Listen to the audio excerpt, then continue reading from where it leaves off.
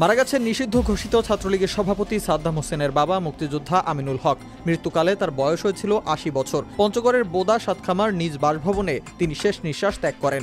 বিকেলে তার জানাজা অনুষ্ঠানের কথা রয়েছে। তবে বাবার জানাজা ও দাফনের শেষ সময় ঘোষণা হলেও ছেলে সাদ্দাম হোসেন সেই জানাজায় উপস্থিত হতে পারবেন কিনা তা এখনও অনিশ্চিত। জুলাইয়ের একাধিক হত্যা মামলার আসামি সাদ্দাম ৫ আগস্টের পট পরিবর্তনের পর থেকেই রয়েছেন আত্মগোপনে, যদিও তাকে সামাজিক যোগাযোগ মাধ্যমের একাধিক ভিডিওতে দেখা গেছে। জানাজার পর বোদা উপজেলার ১১ মাইল প্রামাণিক গোরস্থানে তার দাফন সম্পন্ন হওয়ার কথা রয়েছে।